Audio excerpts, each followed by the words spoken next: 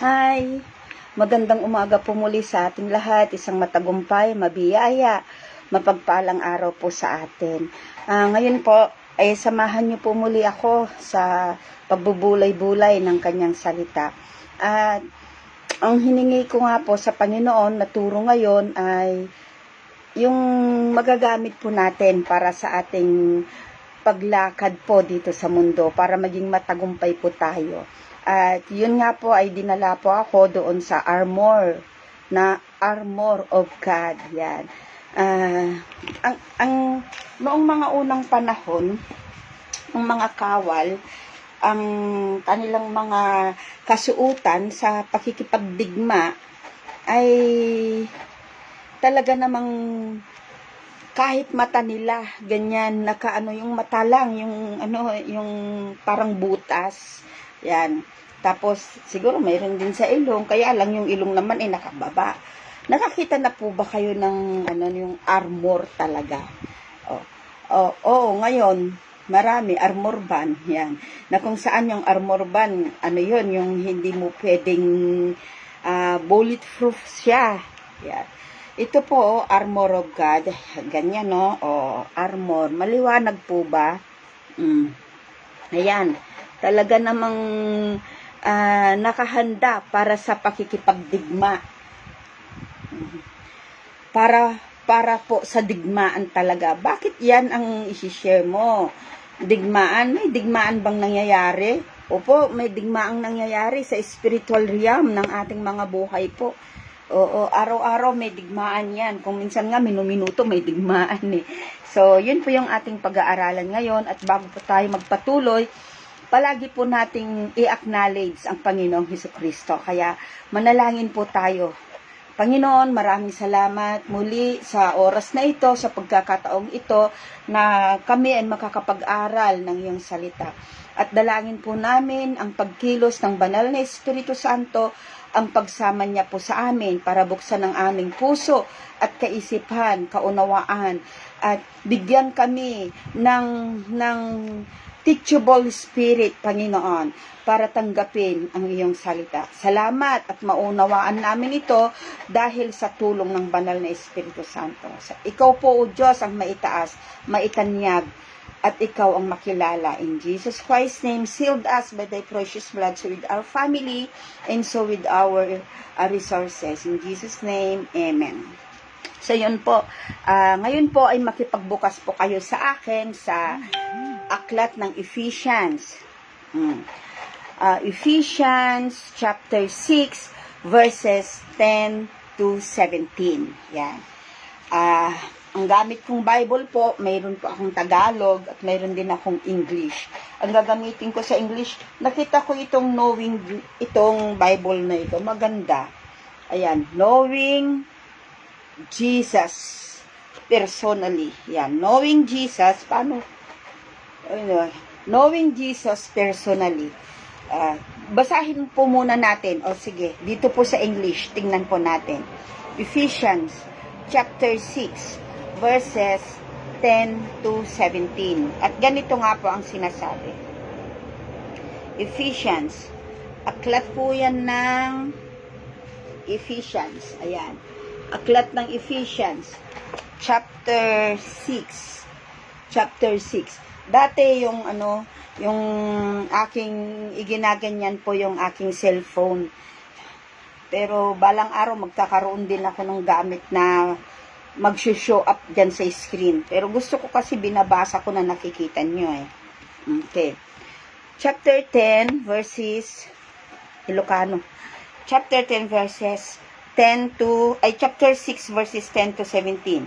The whole armor of God. Kung may Bible po kayo, makipagbukas po kayo sa akin. Ang sabi po doon, the full armor of God. A final word. Be strong in the Lord's mighty power. Magpakalakas daw po tayo sa kapangyarihan ng Diyos.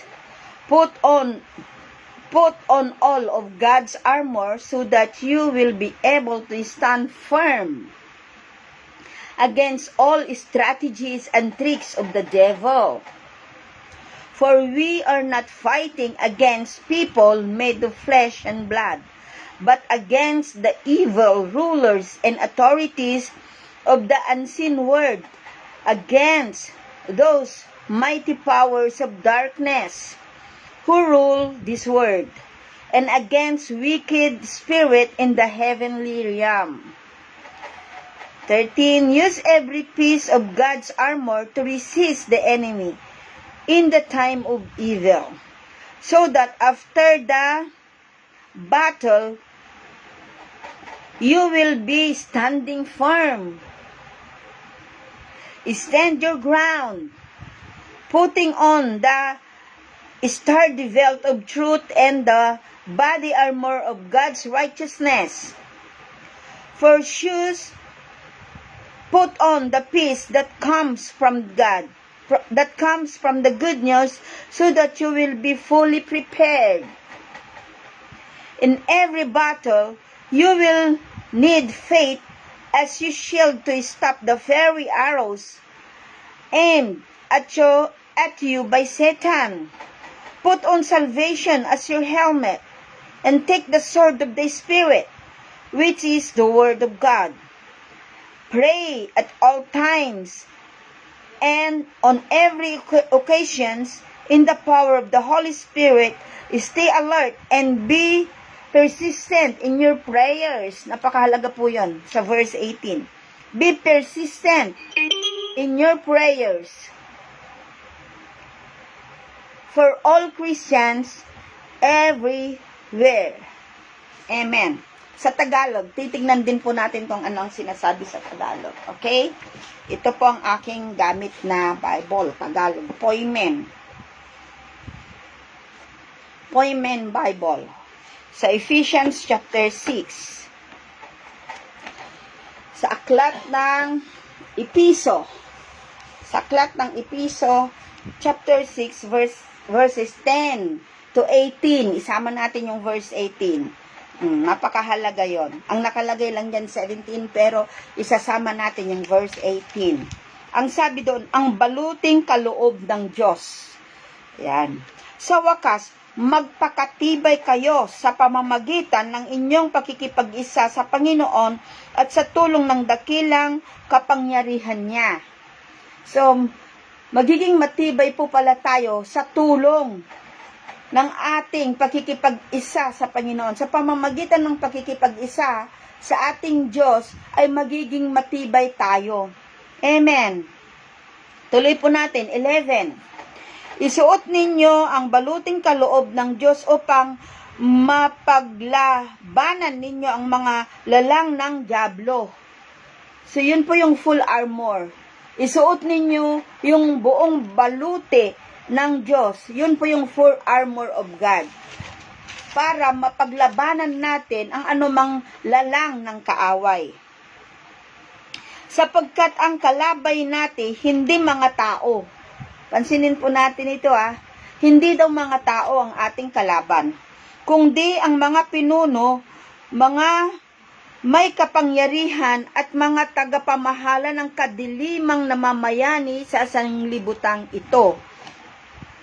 Ang mga hukbong espiritual ng kasamaan sa himpapawid. For we wrestle not against flesh and blood, but against principalities, against the darkness, against the prince of the darkness in heavenly realm. Verse 13, kaya't isuot ninyo ang baluting mula sa Diyos. Sa ngayon, makakatagal kayo sa pakikipaglaban pagdating ng masamang araw na iyon. At pagkatapos ng inyong pakikipaglaban, ay matatag pa rin kayong nakatayo. Yan. So put unto you the whole armor of God, that ye may be able to stand against the wiles of the enemy. At kahit tapos na yung pakikipaglaban, hindi ka pa rin laylay, hindi ka nanghihina, hindi ka sobrang pagod, kung di nakatayo ka pa rin. Yun po ang sinabi dito. Hi, Ate Bibian! Sapagkat, kaya't isuot ninyo ang baluting mula sa Diyos. Sa ngayon, makakatagal kayo sa pakikipaglaban pagdating ng masamang araw na iyon, at pagkatapos ng inyong pakikipaglaban, ay matatag pa rin kayong nakatayo. Kanino pa natin makakamtan yon? Nakipaglaban ka pero pagkatapos nun, coming out alive. No? Matatag ka pa rin at nakatayo ka pa rin. Hindi bugbog sarado. Amen. Kaya maging handa kayo. Gawin ninyong bigkis ng ang katotohanan. Gawin daw nating bigkis ang katotohanan. Ano ang katotohanan? Ang salita ng Diyos. Ano ang katotohanan? Si Kristo lamang ang katotohanan at ang kanyang salita. Itakip sa dibdib ang baluti ng pagkamatwid. Itakip sa dibdib ang baluti ng pagkamatwid. Yung kanina na ipinakita ko na armor of God, bakal. Itakip yun sa dibdib. No? Sa mga pulis, sa mga sundalo na nakikipaglaban, mayroon silang tawag doon yung bulletproof. Itakip sa dibdib. Ano ang itatakip natin sa dibdib? Itakip sa dibdib ang baluti ng pagkamatwid. Ano yung pagkamatwid? Ano yung matwid? Yung matwid po ay yun yung salita ng Diyos. Yun yung resulta.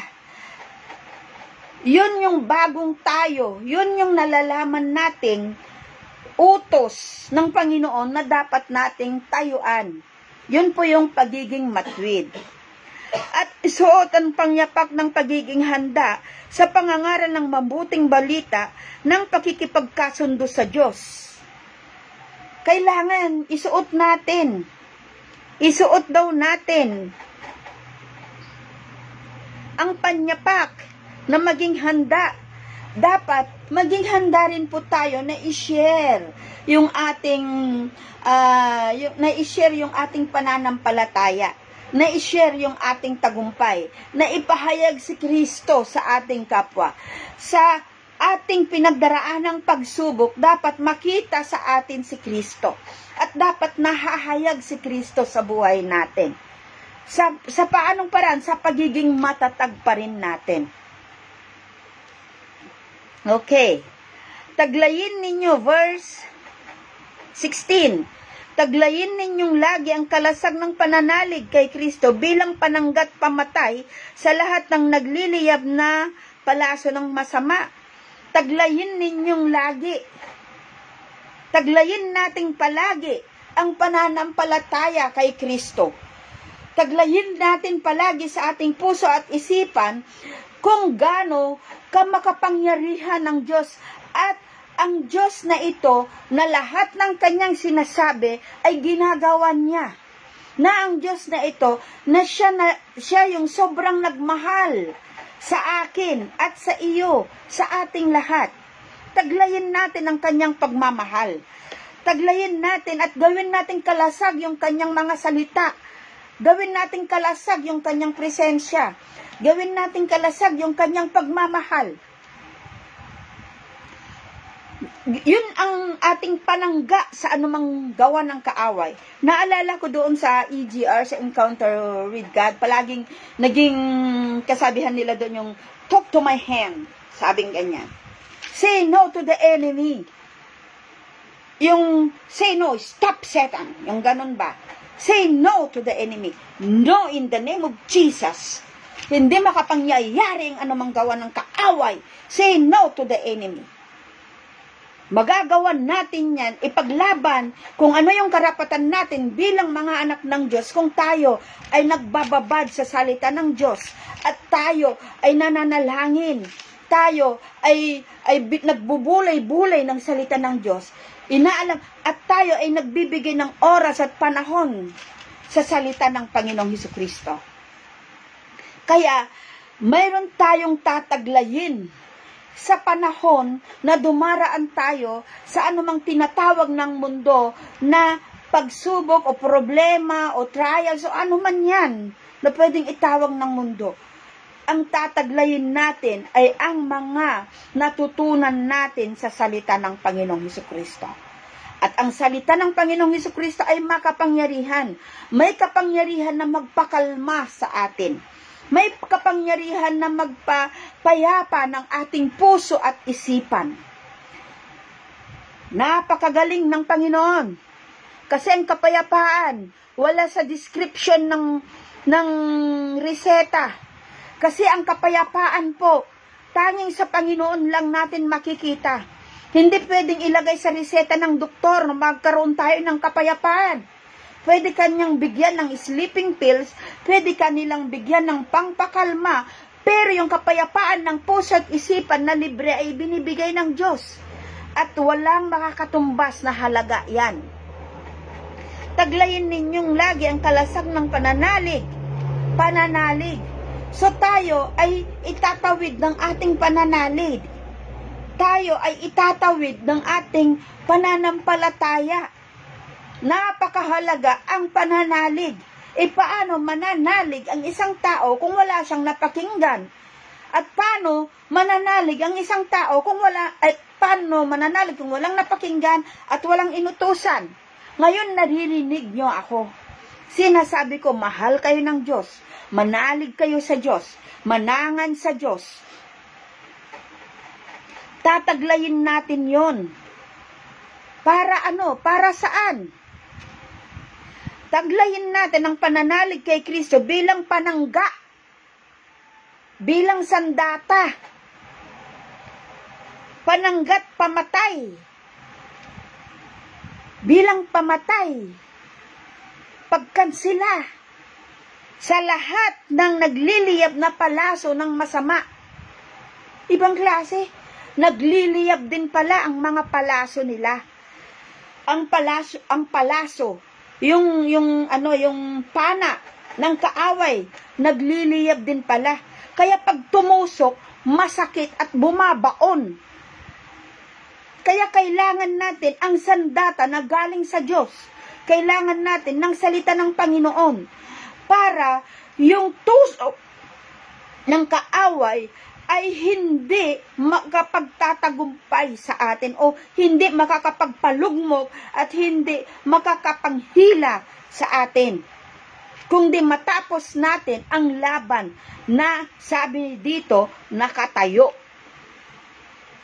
Tuloy ko po. Lahat ng nagliliyab na palaso ng masama. Verse 17. Isuot ninyo ang helmet ng kaligtasan. Helmet ng kaligtasan. At kunin ninyo ang tabak na kaloob ng Espiritu. Helmet of salvation. Kasi kung minsan, pag ang dami na nating pinagdaraanan, nagdududa, yung bang, may ano ito, kaya pa ba?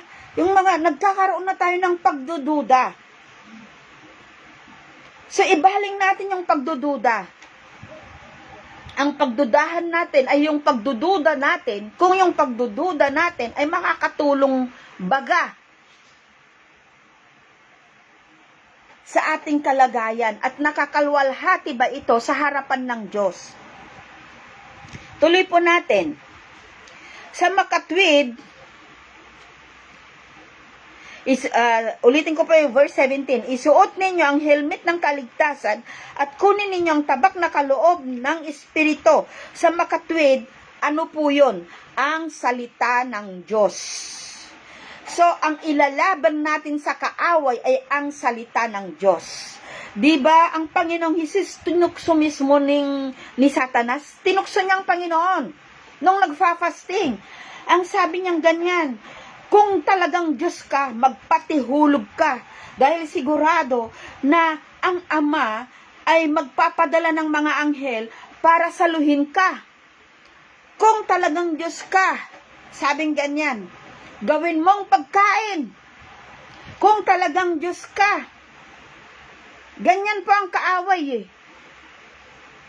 Ilalagay niya sa ating mga isip yung mga imposible, yung mga hindi galing sa Diyos.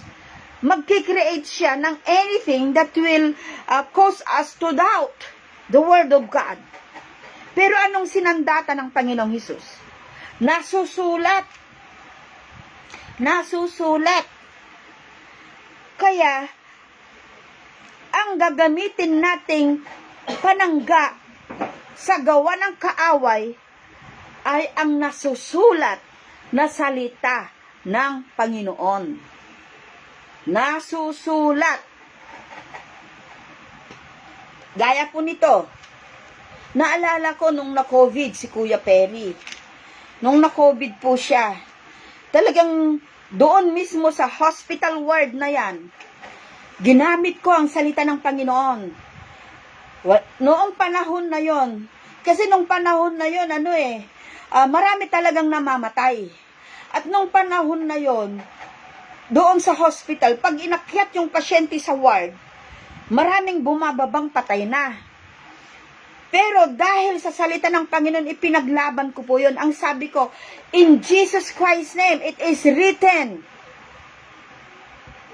that you called us to live in righteousness, and by your stripe, we are healed. Kuya Perry is healed. Ang asawa ko ay magaling na. Nasusulat yan.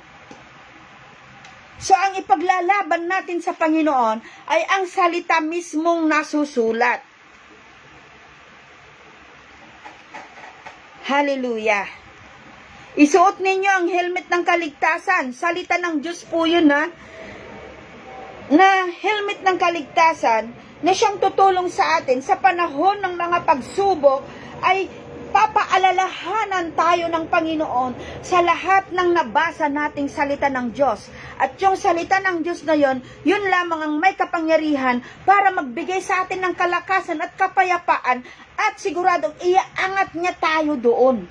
Aalisin niya tayo doon. Yun ang magkapangyayari sa atin. It will enable us to go out, to come out of that situations na nakatayo. Isuot ninyo ang helmet ng kaligtasan at kunin ninyo ang tabak na kaloob ng Espiritu.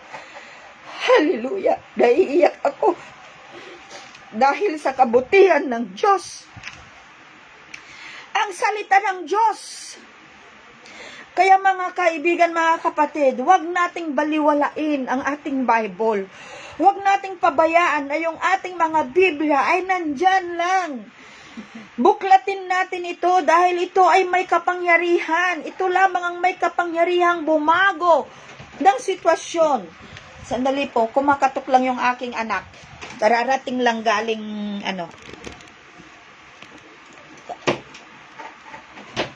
Ito lamang po ang may kapangyarihan na bumago at kumilos sa buhay ng tao.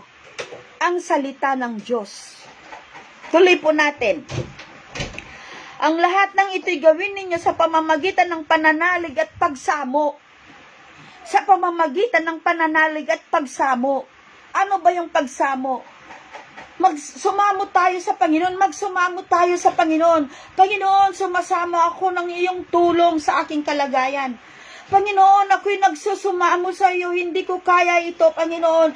Pero sa pamamagitan ng iyong salita na sinabi mo na hindi mo ako iiwan, ni pababayaan man lang, Panginoon, alam ko itatawid mo ako. Pagsamo sa pamamagitan ng panalangin. Ano yung kalagayan natin? Isamo natin ito. Idulog natin ito sa Panginoon. Panginoon, sobrang ang gulo-gulo, Panginoon. Panginoon, sobrang ganito. Pero salamat o Diyos, ikaw ang aking kapayapaan. Salamat, Panginoon, sa iyo ako ay magkakaroon ng kalakasan.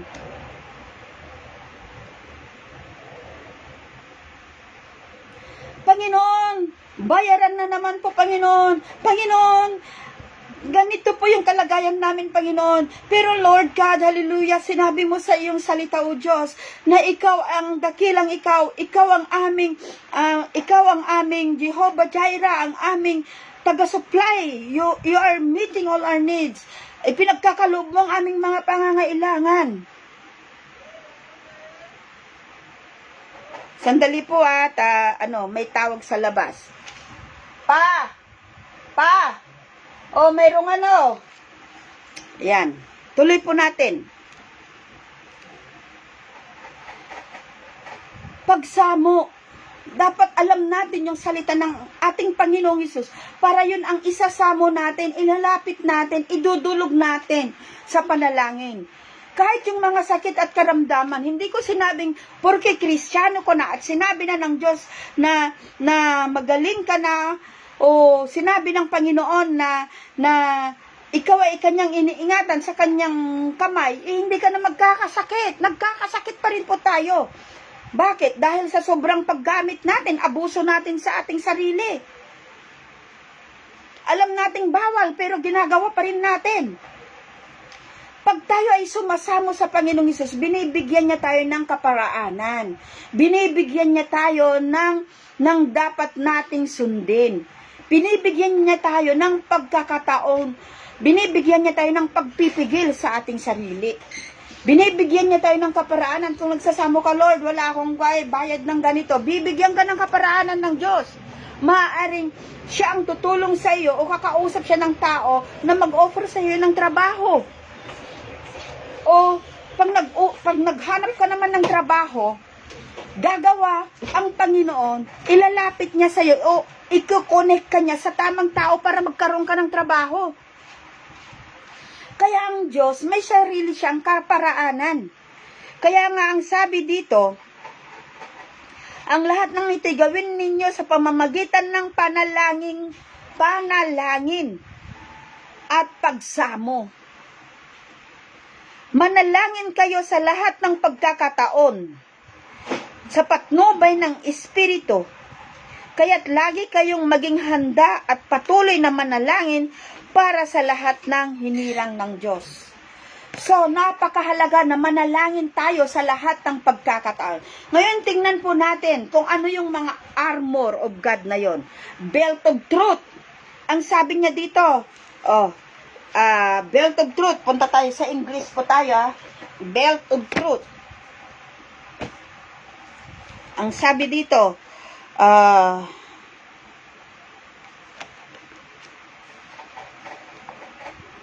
ang una ay, for we are not risen.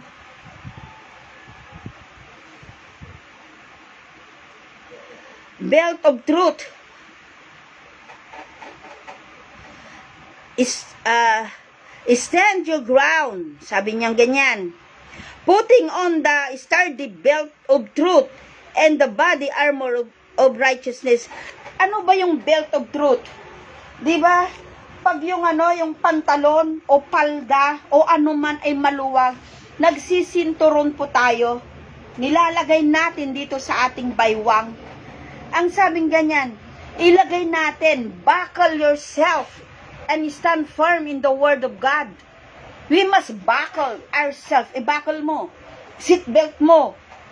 Itali mo sa iyong isintron mo sa iyong baywang.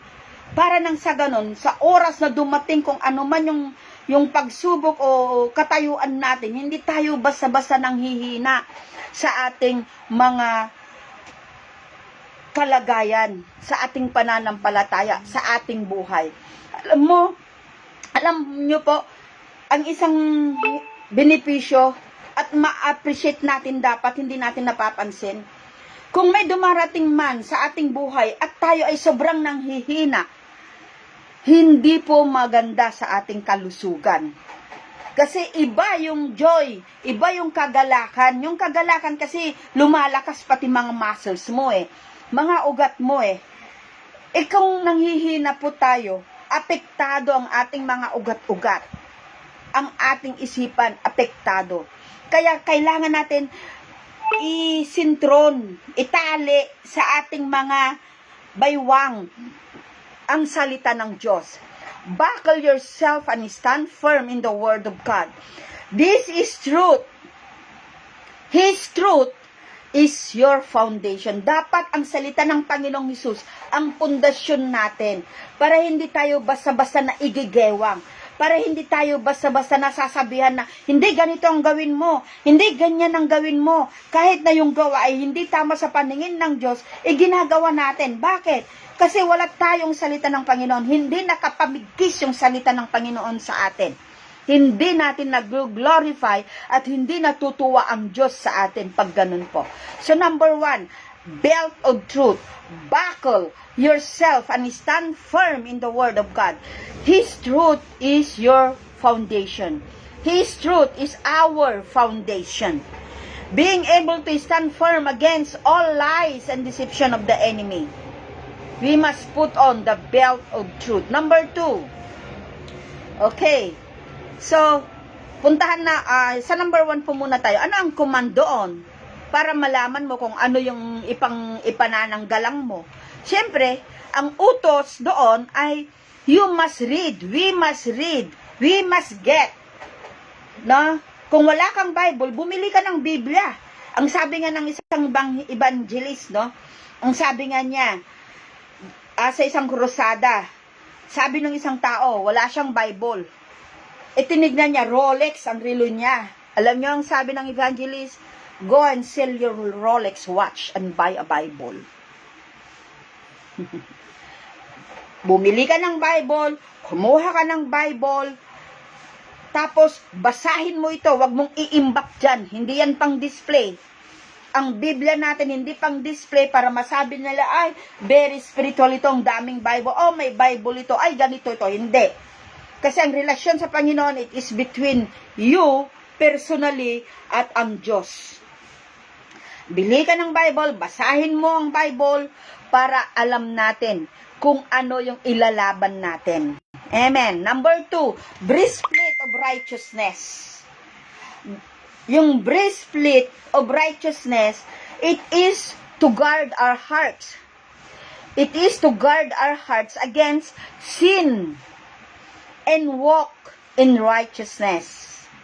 It is to guard our hearts against sin para tayo ay makalakad na may kabanalan. Para tayo ay makalakad sa katwiran ng Diyos. Para tayo ay makalakad sa pamantayan ng Diyos. Yung breastplate of righteousness, yun po yung mag-iingat sa atin. Iingatan niya yung puso natin. Kasi mula sa puso, nanggagaling kung ano ang ating ikinikilos.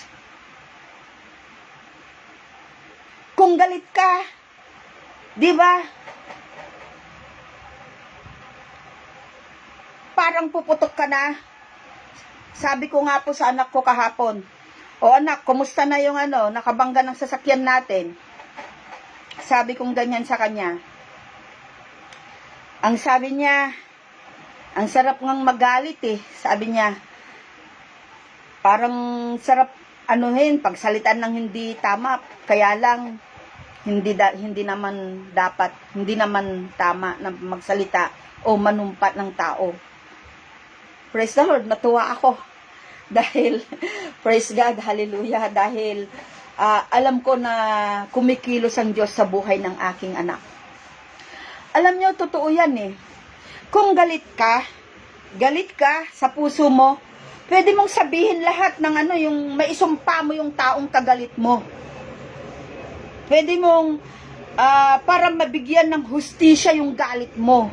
Para mabigyan ng hustisya yung galit mo, pwede kang sumabog, pwede kang sumpain mo yung tao, pwede mong gantihan physically yung tao, pero dahil sa breastplate of righteousness, iniingatan nito ang ating puso, no? Huwag magkasala, na ilayo tayo sa kapamahakan ng pagkakasala, ng paggawa ng hindi tama sa harapan ng Panginoong Hesus. It is our guard. It is our heart guard sa pagkakasala at tayo ay makalakad sa daang katwiran ng Panginoon. It guards our heart against sinful influences. Yung mga nag-i-influence na hindi maganda, kung may breastplate ka of righteousness, iingatan niya ang puso mo. Kagaya ng mga, for example, may sinusuyo kang babae o lalaki, ngayon, ayaw niya sa'yo, may influence, hindi, gayumahin mo, hindi, painumin mo ng ganito, hindi, kunin mo sa santong paspasan, alam mo, mare, ganito lang, maganda lang yan, ganyan, magdamit, isi-juice mo, yung ganon. Kung mayroon tayong breastplate ng righteousness na nag-iingat sa ating mga puso, ilalayo tayo nito sa mga sulsol ng hindi mananampalataya. Ilalayo tayo nito sa mga sulsol na masama. Number 3, shoes of peace.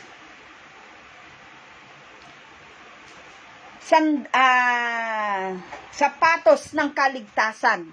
Ano ibig sabihin ng sapatos ng kaligtasan? Maging handa tayo na ipatutuo ang pagmamahal ng Diyos sa atin. Maging handa tayo na ipahayag si Kristo sa ating kapwa. Maging handa tayo na ipahayag si Kristo sa pamamagitan ng buhay natin. Paano ka ba binabasa ng mundo? Paano ka ba binabasa ng iyong mga mahal sa buhay? Paano ka ba nila binabasa?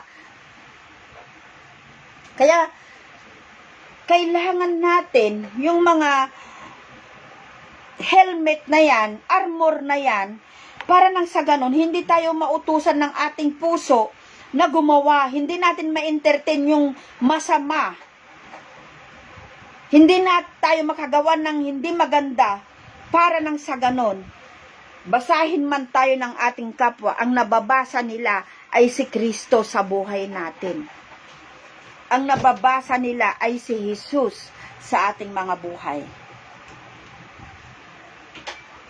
Ang command po doon, be ready to share. 2 Timothy 4:2, ang sabi doon, be ready in season and out of season. Share the word. Kailangan po. Kaya ako nagla-live na po ngayon. Kasi, ang dami sa social media, makikita natin lahat.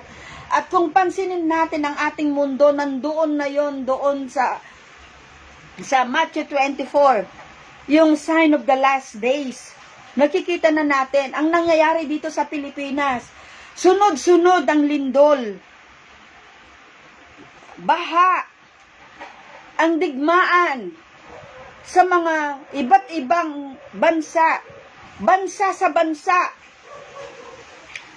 nagkakaroon ng digmaan. At yung mga bansa na bawal ang salita ng Diyos, ay unti-unti na rin napapasok ng salita ng Panginoon. Nandun na tayo sa dulo. Nasa end times na po tayo. Kaya, dapat ipangaral natin ang salita ng Panginoon. Dapat ipagsabihin natin ang salita ng Panginoon. Kaya sabi kong ganyan, kung sa social media, marami, malaya, nakakapag-post ng kung ano man, bakit hindi ko gagamitin ang social media?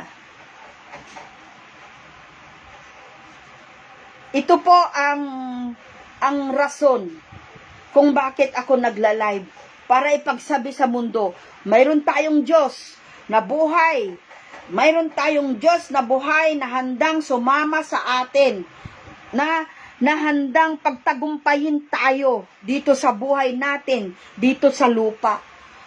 At mayroon buhay na walang hanggan, at mayroong impyerno sa mga taong hindi tatalima sa Diyos.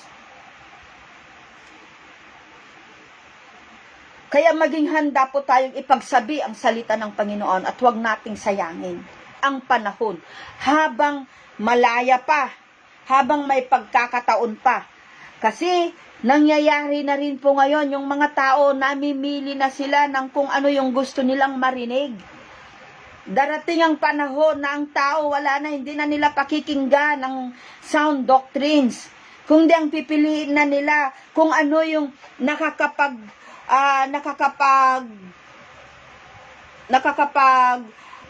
palwalhati, nakakapagbigay ng pleasure sa kanilang laman. Kaya kailangan po nating paghandaan palagi ang ating buhay, ingatan ang ating pananampalataya sa pamamagitan ng salita ng Diyos. Ang komandon, magkaroon tayo ng masiglang espiritu, ng alertong espiritu. Huwag tayong tatamad-tamad sa pagbabahagi ng salita ng Diyos. Sabi ko nga noon, matanda na ako, yung tuhod ko, ganyan-ganyan. Ay, ang tamad ko ng lumabas-labas ng bahay. Praise the Lord. Tamad akong lumabas ng bahay. Ang tuhod, hindi na ganun ka-form. Praise God, may social media na pwedeng abutin at ipahayag ang salita ng Panginoon. At huwag din po tayong tamarin talaga. Magbigay tayo ng oras sa Panginoong Hesus. Okay, tuloy po tayo. Doon na po tayo sa helmet of salvation. Guard your thoughts against doubts and discouragement. It protects our mind in the assurance of our salvation. Guards our thoughts against doubts and discouragement. Yun nga po yung nasabi ko kanina. Kung minsan, yung bang nagdududa ka na, yung ganyan, tapos nadidiscourage ka na, nangihina ka na, wala na. O, yung kumbaga, yung salita ng Panginoong Hesus ay parang wala lang, ganon. Pero, pag isinuot natin ang helmet of salvation, gagwardyahan niya ang ating kaisipan. Amen. Gagwardyahan niya ang ating kaisipan. Kaya napakahalaga muli na maging pamilyar tayo sa salita ng Panginoong Hesukristo. Ipag-pray natin ang ating isipan, na ang ating isipan ay mabaling, mabago sa salita ng Panginoon. Ang sabi ng Romans 12, chapter 2, ang sabi niya, but be transformed by the renewing of your mind in Christ Jesus. Mabago kayo sa renewing, sa pagpapalit ng iyong isipan, sa pagbabago ng iyong isipan sa pamamagitan ni Kristo Jesus. Helmet of salvation. Kasi dito sa utak, dito bumubulong ang kaaway eh. Sasabihin ng kaaway, wala. Ay, hindi mo kaya yan. Di ba mahina ka? Wala yan. Ganyan na yan. Hindi na yan magbabago. Lahat ng discouragement, sasabihin niya, ay, may sakit ka. Hindi mo kaya. Wala mang magagawa yan eh. Wala, hindi yan. Wala yan. Ganyan. Ang kaaway. Pero, kung salita ng Panginoon, ang ating taglay-taglay at mayroon tayong alam sa salita ng Panginoong Hesukristo, hindi tayo basta-basta magkakaroon ng spiritual vertigo. Wala na po yun. Dahil yung salita ng Panginoong Hesus, ang sabi ng Bible, ay napatunayang totoo. At ang Diyos ay hindi nagbabago noon, ngayon at magpakailanman. Ang Diyos ay totoo. In the beginning was the Word, and the Word was with God, and the Word was God. Yung salita daw po, at ang Diyos ay iisa. Gaya din natin, tayo at ang ating pagkatao ay iisa. So make sure that we are identified with Christ, and act as identified with Christ. Amen. And command doon, palagi nating basahin ang ating Bible. Command, familiarize yourself with the Word of God and be doers of it. And be doers of the Word of God. Hindi yung alam mo lang, dapat ipinapamuhay mo. Practice the Word of God. Put into action the Word of God. Kasi kung walang action, kung hindi natin ito ginagawa, wala tayong, we stays the same. Walang pagbabago. Hindi tayo magtatagumpay. Nasa kumunoy pa rin tayo. Pero kung tayo ay gumagawa na naaayon sa salita, naaayon sa sinabi ng Bible, magkakaroon ng tunay na pagbabago at tunay na katagumpayan. Number 5, shield of faith. Hold on to God's words as your weapon to fight back. Yan. Ang weapon natin sa paglaban sa kaaway ay ang salita ng Panginoon. Kung sinabi ng kaaway na mahina ka, wala kang magagawa, mahina ka. Kung sinabi ng kaaway na wala kang kwenta, hanggang dyan ka lang. Ilaban natin ang salita ng Diyos. Ang sabi ng salita ng Diyos, my grace is sufficient for you. Ang biyaya ko ay sapat. Philippians 4:19. Tingnan po natin sa Philippians 4:19.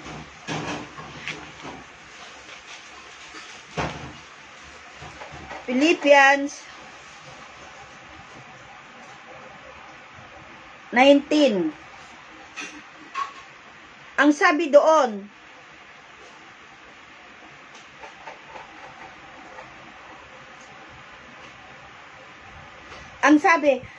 at buhat sa kayamanan niyang hindi nauubos, ibinigay niya ang lahat ng inyong kailangan sa pamamagitan ni Kristo Jesus. Kung sabi, wala ka. Wala yan, wala kang pagkukuhanan. Ano ang sabi dito? God will supply all our needs. It is written, Satan, that God will supply all my needs according to His riches and glory. Kung hindi mo alam yun, wala nga ako Wala nga Saan kaya? Pero kung alam mo ang salita ng Diyos, pwede, Lord, Father God, in the name of Jesus Christ, you've said in your word in Philippians 4:19 that you will supply all my needs according to your riches and glory. Lord, salamat Panginoon. You are my Jehovah Jireh. Mayroon kang ilalaban sa Lord. Mayroon kang ihihingin sa Lord. Mayroon kang i-plead na salita ng Panginoon. Mayroon kang hihingin na salita ng Panginoon. Kasi sabi din ng Panginoon tinitingnan ko ang aking salita upang gawin ito. Kung ano yung kadahilanan na ito ay aking ipinadala. Amen. So, yun po, shield of faith. Kung sinabi niya na mahina ka, ay sabi ng Panginoon, kung kailan ako mahina, doon ako malakas. Kaya, kailangan alamin natin ang salita ng Panginoong Hesus. Huwag lang puro telenovela.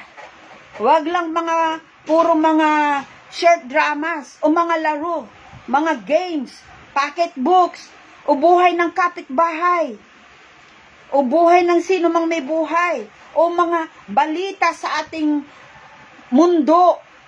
Ang number one na buksan mo ay ang salita ng Panginoong Hesus. Kasi ang salita ng Panginoong Hesus may kapangyarihan ito para sa kaligtasan at ikakapayapan ng buhay mo.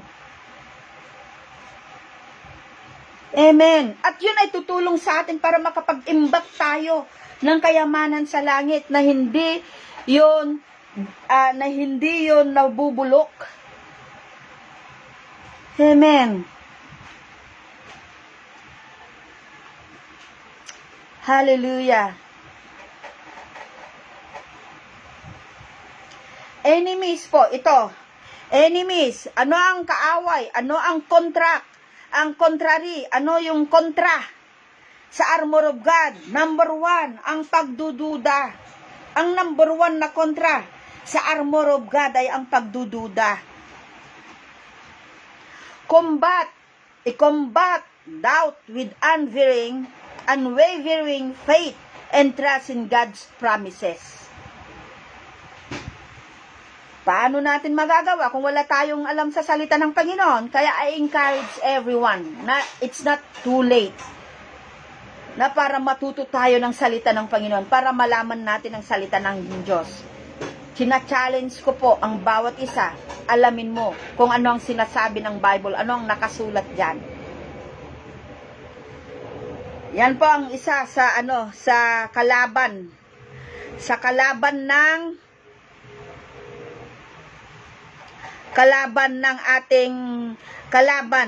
ng armor of God, doubt. Number 2, kasalanan. Siyempre, pag nag-doubt ka na, yung pagdududang yon, pwedeng magbulid sa'yo sa kasalanan. Kasi wala kang breastplate, wala kang helmet of salvation, wala kang lion's girt with truth. So, nagduda na, dahil sa pagdududa, na-influence na ng kasalanan, nagpa-influence doon. At dahil nagkasala, nagkaroon na ng takot. Yun yung mga kalaban ng armor of God. Una, doubt. Dapat ikumbat natin ito sa pamamagitan ng pananampalataya at pananalig, pagtitiwala sa salita ng Diyos. Pangalawa, kasalanan. Pag nagkasala po tayo na hindi natin sinasadya, kasi hindi porke Kristiyano na hindi na nagkakasala pa rin po, pero hindi na siya makasalanan. Yung makasalanan na nature, binayaran na ng dugo ng Panginoong Hesus. Yun na yung isinuko natin nung tinanggap natin ng Panginoong Hesus. Pero nagkakasala pa rin po. Kung aware tayo na nagkasala tayo, humingi kaagad tayo ng tawad sa Panginoong Hesukristo. Lapit tayo kaagad. Kilalanin natin na nagkasala tayo. Kasi sa harapan ng Diyos, hindi natin pwedeng sabihin, hindi natin pwedeng linisin yung sarili natin. Hindi natin mapapasinungalingan na nagkasala tayo. At kung nagkasala tayo, lumapit na kaagad tayo sa Panginoon. Buong pusong magpakumbaba, humingi ng kapatawaran at talikuran ng kasalanan. Maiiwasan, kasi palalakasin tayo ng salita ng Diyos. At takot, isa rin yan sa kalaban ng armor of God, yung takot. Kung wala kang armor of God, syempre mapupuno ka ng takot sa sitwasyon mo. Kasi wala kang guide eh. Walang guide. Walang sinusunod. Kaya mapupuno ng takot. Dapat i-conquer natin ito sa pamamagitan ng pagyakap sa pag-ibig, pagyakap, pagtitiwala sa Diyos at sa kanyang banal na proteksyon sa ating buhay. Number 4, distraction. Yan. Kapamahakan. Yan, distraction. Kung hindi tayo nakafocus sa salita ng Diyos, kung hindi tayo nakafocus sa Diyos, kung tinititigan natin ang problema kaysa sa Panginoong Hesus, wala talagang mangyayari. Pero, kung tayo ay nakatingin sa salita ng Panginoon, sa Panginoong Hesus, sa bawat sinasabi ng Panginoong Hesukristo, hallelujah, makakatulong ito sa focus natin. So, mag-focus tayo sa Panginoon at sa kanyang salita. Hindi yung nangyayari sa paligid at hindi yung nararamdaman natin. Kasi tayo mismo, tao tayo. Pag nagsalita ang tao laban sa atin, masasaktan tayo kasi tao tayo. Pero kung nakafocus tayo sa kung ano ang alam ng Diyos sa buhay natin, na mas kilala niya tayo kaysa sa tao, hindi tayo basta-basta natitinag at hindi natin gagantihan yung tao kasi nakafocus ka sa Diyos. Stay focus sa katotohanan ng salita ng Panginoon. Sa kabila ng napakaingay na mundong ito, sa kabila ng napakaingay mga salita ng tao against sa atin. Kasi kung yan ang pakikinggan natin, wala, lahat yan. Papasanin mo, ay hindi natin kaya. Kaya nga sabi ng Bible, for we wrestle not against flesh and blood, but against principalities, against the forces of darkness in heavenly. Kaya hindi natin ito malalabanan physically. At hindi natin ito malalabanan sa sarili nating alam na kaparaanan. Kung di malalabanan natin ito sa pamamagitan ng mga alam natin sa salita ng Diyos. At sa pamamagitan ng pananalig, pakikipagniig, panalangin at paggawa ng kung anong sinasabi ng salita ng Panginoon. Kasi ang laban natin ay hindi natin sariling laban, kundi ito ay laban ng Diyos. Tandaan po natin, ang bawat laban natin, kaya nga sabi kanina, isamo natin, ilapit natin sa Diyos, kasi hindi natin ito labang sarili, laban ng Diyos ito. Huwag nating kalilimutan yan. Ang isa pa, nakaaway, o contrary, o kabaliktaran ng armor of God, ay yung mga negativity. Yung mga sinasabi nating bad vibes, negativity. Uy, wag kang nega. Ganyan. Natutuwa ako, naalala ko, doon sa meeting ng mga pastor by Zoom, sinabi ni Pastora Angie, natuwa ako, na nakita ko yung buhay nila, Sa Diyos ang pagkapapuri lang sa buhay po nila. Pero talagang hindi mo pwedeng i-down ang man of God talaga. At yung nagtitiwala sa Panginoon talaga. Nakita ko ang buhay nila kung paano sila lumaban sa pananampalataya. Karon sila, marami silang ups and down. At dito ako natuwa sa sinabi ni Pastor Angie nung nagpasalamat siya. Sabi niya, hindi daw niya pinapayagan ang mga nega-word sa paligid niya. Kaya kung may mga nega-word, negative words na naririnig siya, sinasabihan niya, ay wag yan, ayoko yan, ayoko. Akala niyo hindi po. Kasi sabi rin ng Proverbs, the life and death are in the power of tongue, and those who love it will eat its fruit.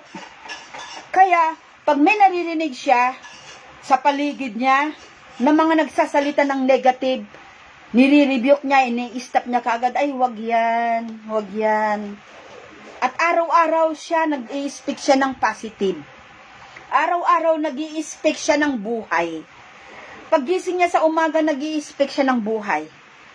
So, kaya nga sabi ko, nung nagsalita rin ako, sabi ko, you deserve all. Deserve nyo kung ano man ang tinatamasan nyo ngayon. Kung ano man yung ministry nila ngayon, praise the Lord, deserve nila yan. Kasi they fight. They really fought the good fight of faith.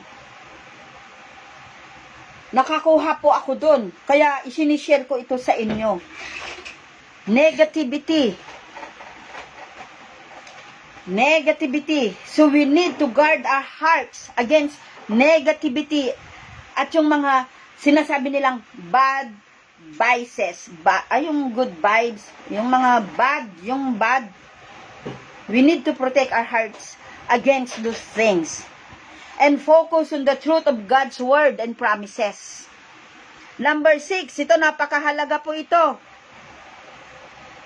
na contrary, na kalaban ng armor of God. Kaya dapat isuot natin yung mga armor of God para hindi natin ito nalalakaran. Ano po yun? Complaining. Yan, yung palaging mareklamo. Yung wala-wala at mayat-mayat nagre-reklamo. Gawin muna bago magreklamo. Ako noon, ang dami kong reklamo Nung sinabi ng Diyos sa akin, sumunod ka sa akin anak, at doon kita sasalubungin at pagpapalain. Panginoon, ganyan. Yung complaining.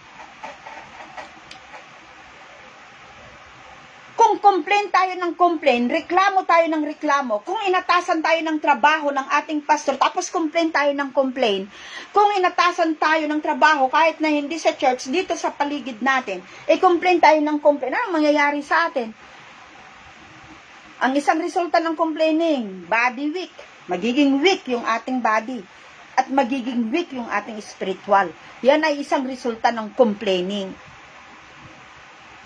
At ang complaining ay it leads to sin and disobedient.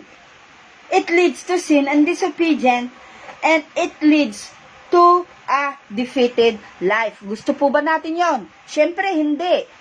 Kaya avoid natin yon, complaining. Amen. At magpakababad tayo sa presensya ng Panginoon para tayo ay lumago. Amen. Our battles are not against flesh and blood, but against principalities in heavenly. Verse 12. So we cannot fight back on our own self, but by the Spirit of God that is in us, and the very truth of every word of God that we know and studied and meditated. And that word must be put into action. At pag nailagay natin to sa action, sa pamamagitan ng Espiritu ng Diyos na nagpapalakas sa atin, then, we will come out victoriously and finish the race, the fight, na nakatayo pa rin tayo. Amen. Kasi, the Word of God, the full armor of God, is our defense against all the lies of the enemy. So ano po ang utos sa atin? Ano ang challenge sa atin? Reading the Word of God. Studying the Word of God. Meditating the Word of God. Pray the Word of God. Get connected to Lord. Have a time with God. Maging present tayo sa paaralan ng banal na Espiritu Santo.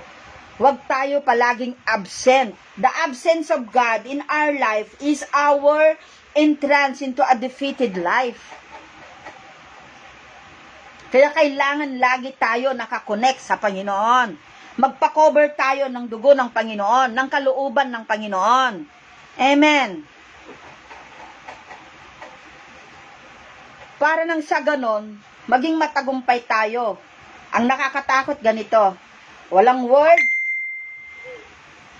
walang wisdom, walang knowledge, walang lakas, walang courage. It leads to defeated life. So kung gusto natin, with the Word of God, sabi nga ng kanta sa Panginoong Hesus, sa salita ng Panginoon, we know no defeat, only victory. Amen. The full armor of God is for our divine protection, our shield against all spiritual attacks, our inner peace in the midst of challenges, our strength and our courage that empower us to overcome obstacles with confidence.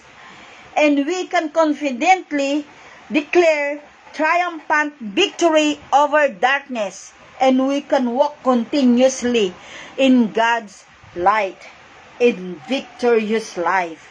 Amen. Praise the Lord. Hallelujah. Kasi alam nyo, sa totoo lang, kung aaralin natin, God has given us already the victory. And you are born, I am born for victory. Ipinanganak tayo para magtagumpay at hindi para matalo at maging talunan. Manalangin po tayo. Hallelujah, Lord God. Hallelujah. Panginoong Hesus, maraming salamat po sa oras na ito, sa araw na ito, Diyos, sa pagkakataong muli na makapagpangaral, O God, through this Facebook Live, Lord. Lord, hallelujah, alam mo yung kalagayan ng bawat isa sa amin. Lord, I specifically pray for Sister Ate Bibian de Vera, Lord God, hallelujah, kay Nanay Winda, kay Balai Rowena, Panginoon, at Lord God, kay Angelica, oh God, na kasama ko ngayon dito, Panginoon. Lord, alam mo, Panginoon, kung ano yung mga sitwasyon ng kanilang buhay. Alam mo kung saan sila mahina at kung ano yung mga ayaw din nila mismo sa kanilang sarili. Alam mo, Lord, you know every longing of their hearts.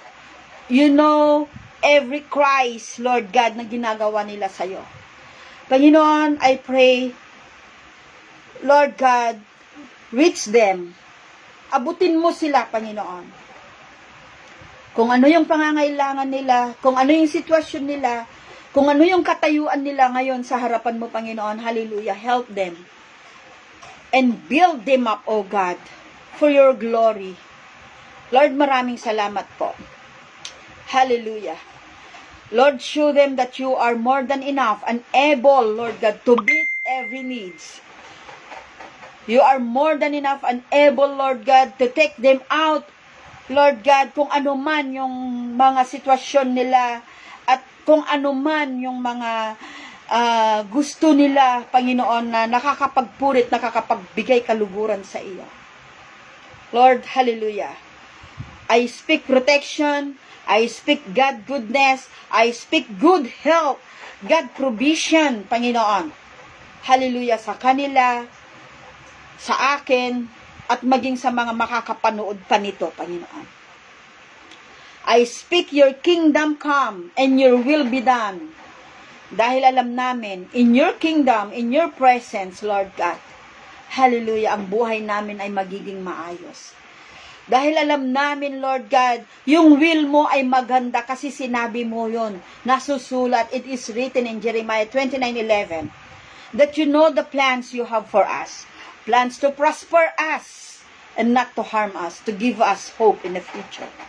Lord, we claim your promise. We claim your promise, Lord God. We claim your promise, Lord. Philippians 4:19, that you are more than enough. And your grace is sufficient for us. We claim it, O God. Salamat po, O Diyos. Salamat po. Sa mga may sakit, ikaw ang aming kagalingan. Sa mga nangangailangan, ikaw ang aming Jehovah Jireh. Sa mga naguguluhan, ikaw ang aming Jehovah Shalom. You are omniscient, Lord God. You are omnipotent, Lord God. You know everything and you are everywhere. You are not limited by distance. Maraming salamat po. Lord Father, I am praying for Rochelle, Panginoon, yung kasamahan namin sa couples. Lord, we pray that you're going to reach out to Rochelle, Panginoon. At salamat sa madalian niyang kagalingan, O Diyos, sa provision mo sa kanya, at sa kalakasang physical, Panginoon, na ibinibigay mo sa kanya at kalakasang spiritual. Maraming salamat. At Lord, we pray for our countrymen, Lord God, at sa aming mga opisyal mula sa kay presidente hanggang sa pinakababang antas ng paglilingkod at sa bawat offices ng Pilipinas, Panginoon. Lord God, nadalawin mo po sila, O Diyos. At magkaroon sila ng connection sa iyo, Panginoon. Magpadala ka ng iyong mga anak para mabuksan yung kanilang isip, tenga, at tanggapin kanila bilang Panginoon at sariling tagapagligtas. At magawa po nila, O Diyos, ang kanilang tungkulin sa banal na pagkatakot po sa inyo para maabot yung mga dapat abutin na agad-agad. Lord, thank you. We even pray for the families in our country. Lord, sa mga mamamayan din, Panginoon, that everyone will come into the knowledge of you, Lord. Maraming salamat. Sa iyo po ang papuri, Ama, in Jesus' name. Amen. And if you want, hallelujah, thank you for praying that prayer with me. At gusto ko rin pong ipanalangin. Kung hindi pa po tayo sigurado sa ating kaligtasan, o kung gusto mong masigurado yung kaligtasan mo, at gusto mong maramdaman yung experience na kasama ang Panginoon araw-araw, yung kagaanan ng pamumuhay, kahit na sabihin mong hikahus ka sa buhay, sa financial o ano man, kung gusto mong magkaroon ng kagalakan sa kabila ng mga pangyayaring yan, tanggapin mo si Kristo bilang Diyos, Panginoon at sariling tagapagligtas mo. At kung gagawin mo yan, sasamahan ka ng Diyos sa buhay na ito. Sumunod ka lang po sa maiksing panalangin ng pagtanggap sa Panginoon. Panginoong Hesus, maraming salamat po sa oras pong ito. Lumalapit po ako sa iyo. Kinikilala ko na ako isang makasalanan at nangangailangan ng kaligtasan. Binubuksan ko po ang aking buong katauhan, ang aking puso't isipan. Tinatanggap ko ang ginawa mo sa krus ng Kalbaryo. Tinatanggap ko ang pagmamahal mo sa akin. Ama, sa pangalan ni Jesus, Panginoong Hesus, sa oras pong ito, tinatanggap kita bilang Diyos, Panginoon, tagapagligtas ng aking buhay. Magmula sa oras na ito, ikaw nang maghari sa akin. Ako'y anak mo na at magpapasailalim sa kalooban mo. Salamat po sa pangalan ni Jesus. Amen. Amen. Kung ginawa mo ang panalangin na yan, nataos sa iyong puso, binabati kita dahil magmula sa araw na ito, sa oras mismong ito, tandaan mo, ang Diyos ay mananahan kasama mo. Lord, maraming salamat po, Diyos. Dalangin ko po, Diyos, na maranasan ka, na maranasan ang kapangyarihan mo, at lalo kang makilala, Panginoon, ng bawat isa po sa amin. In Jesus' name, Amen. So maraming salamat po sa panunood. Salamat po Ate Bibian. Salamat Nanay Winda. Salamat Balae. Rowena. Salamat Angelica. At hanggang sa muli po. Hanggang bukas po muli. Pagpalain po tayong lahat ng Panginoon. Manatiling ligtas. Manatili sa Panginoong Hesus.